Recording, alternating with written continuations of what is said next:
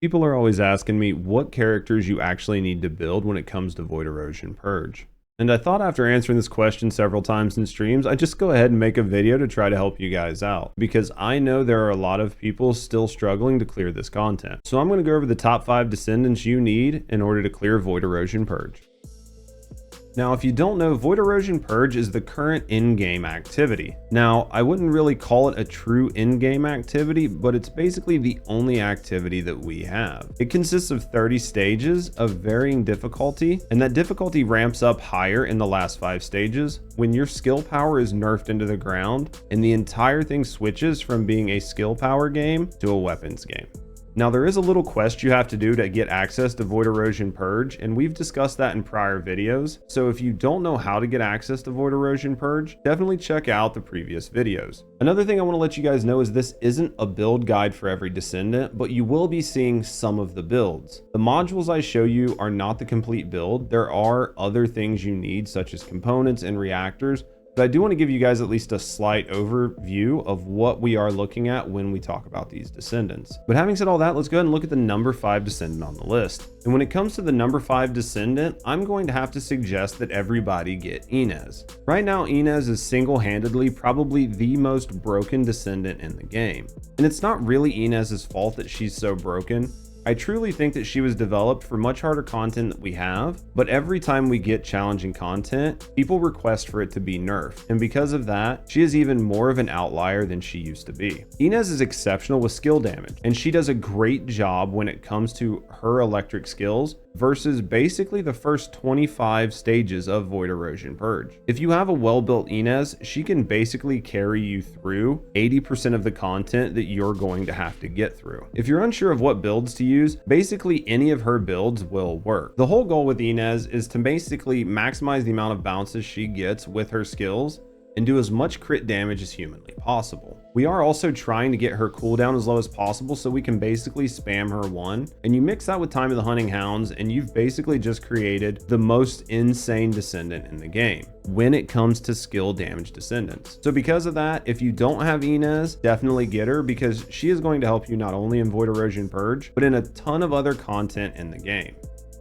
For number 4 on my list, I really think that Haley is a solid choice for level 30 Void Erosion Purge. While she's not the most meta DPS right now, she does hold her own exceedingly well. And if you have a very mixed team comp, having Haley's in your team feels like a godsend. There is currently a meta tier list of Descendants, and while Haley isn't at the very top, I would not discount having her in your party, especially if you're playing with pubs or with randoms. Haley's ability to do a ton of damage while still providing crowd control is something that is very easy to overlook. Now, we've done a couple guides on Haley, how to use her and her builds, but I did just kind of want to look back over her. Our whole goal with her is to keep as much uptime on her 3 as possible. Her 3 basically buffs her crit hit rate, which makes her a demon with gun. Yo guys, it's Randy the editor, and I think because Judge has done so many videos on Haley, he actually forgot to mention anything about her 1. So if you're unsure of actually how to use Haley, definitely look at one of his other videos. But the big thing you need to know is your 1 skill is just as important as your 3 with the build he's showing off, and that you should be spamming your 1 as much as humanly possible. Alright, back to the video.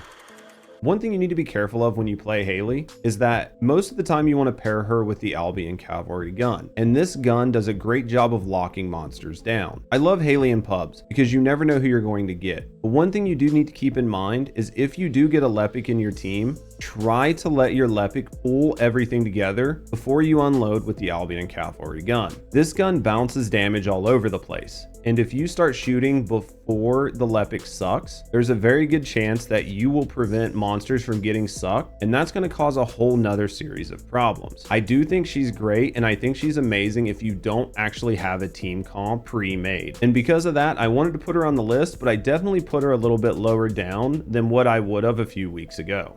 Now, next up on the list, I really do like Glay. I think Glay is a great character for Void Erosion Purge, but I think in order to truly bring Glay into Void Erosion Purge, you need to invest in 3 different weapons for her. Not only does she need the Perforator, and Restored Relic, but right now you're going to want to use the Last Dagger on her versus a shotgun. And these are 3 guns that are very unique to her and perform better in her hands than anybody else's. When it comes to the mods you're using on her, basically any unlimited ammo build is going to work for you. The big difference is you're going to want to use Accelerated Drive Shaft if you are pairing Glay up with the Perforator. Glay is probably the character that I see get played wrong the most in Void Erosion Purge. You really need to pay attention to your team comp when you're playing as Glay. If you're playing as Glay and you do not have a Lepic in your team, then you probably are going to want to run your Restored Relic to clear ads. If you do have a Lepic in your team, then you are going to want to use your Perforator. The main reason here is Restored Relic really messes with Lepic's ability to suck. And if you start shooting too early, you will mess up his ability to suck things up,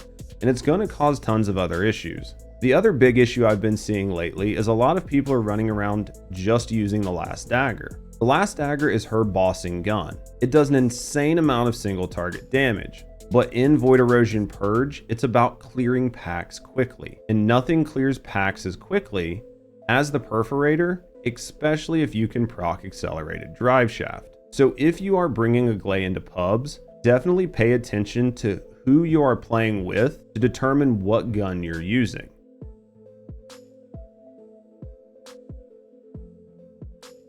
Now for my number 2 and my number 1 spot respectively, this is going to be very open for debate, and there are people that are going to disagree with me. At the end of the day, both of these people are on the list and they're at a very high slot. This is how I prefer it, so this is the order that I'm going to pitch it. If you find that you disagree with me, let me know down in the comments and let me know why. But for now, my number 2 slot goes to Enzo. Enzo is great at bringing additional damage to your team. Having an Enzo in your team allows everybody to use unlimited shotgun ammo. On top of that is 1 in 4 increase weak spot and firearm attack, as well as critical hit damage. Also, between his number 1 and his number 4, he boosts a lot of your damage types across the board. This man is what enables you to put out a ton of damage. And this is the build that we like to use on him.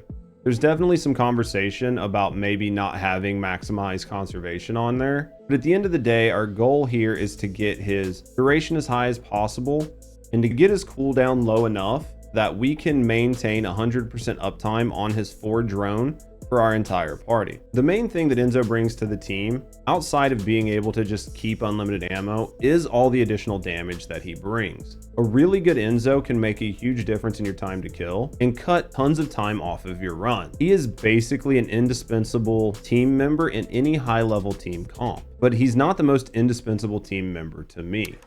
Hey guys, so normally I don't jump in twice, but Judge actually forgot to mention a second thing here. So when it comes to Enzo's duration, you don't technically want to get it as low as possible, and that's because there's this sort of weird bug thing with basically Lepic and Glay where their duration extends your skill's duration and can put it in this weird loop where their skill actually lasts longer than yours does, which makes it really hard to have 100% uptime and to sort of manage your cooldowns, because you can get in this weird situation where like yours goes off cooldown, you cast the skill, but then your skill refreshes and their skill doesn't refresh, and then your skill's not gonna... Anyway, it's this whole big to-do. He should have explained it. Long story short, I think that the ideal cooldown is 23.9, but don't quote me. If I'm wrong, I will pin it in the comments below to what the actual ideal cooldown is that you should be going for on your Enzo.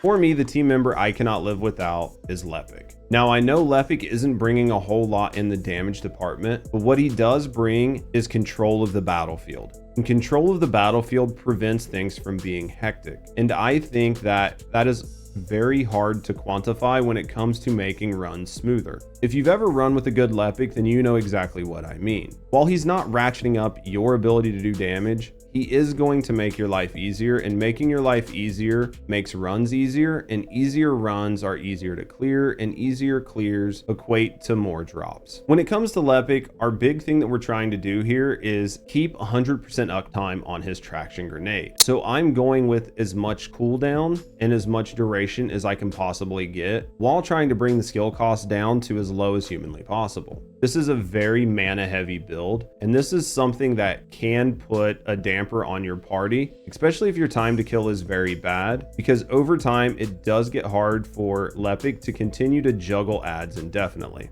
At the end of the day, having a good Lepic in your party is really something that you have to experience in order to understand why I put him above Enzo. Keeping your party and your party members alive and keeping them moving forward is something I think is more important than being able to increase your DPS, because people constantly dying slows you down, and full team wipes cause people to leave. And at the end of the day, a very good Lepic prevents that from happening. So in my mind, he is the #1 Descendant that I think you should build if you want your Void Erosion parties to be successful.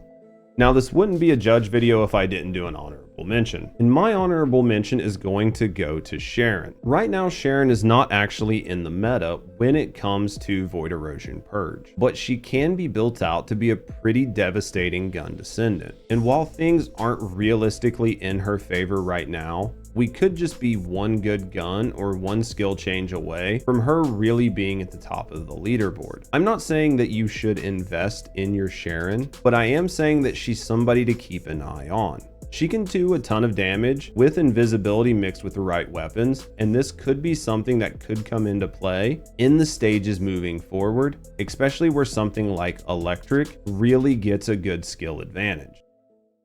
Alright guys, and that's it. That's all the Descendants that I think you need to know about when it comes to Void Erosion Purge. And not only that, but when to play them, how to play them, and what lobbies work best for different types of play with them. Hopefully this guide helps you pick Descendants to build and get you ready to start moving into that harder content. Let me know down in the comments below what you think. Do you think I placed the Descendants in the right order, or do you think I was way off base? Is there somebody that you think should have been on the list that I didn't put on the list? Definitely let me know. If you guys enjoyed the video, please consider subscribing and giving the video a thumbs up, because it really helps out the channel. And if you like our content, consider coming over and watching us on the live channel. We go live 5 days a week over on Twitch, and I would love to see you guys there. But having said all that, thanks for watching, and have a great day.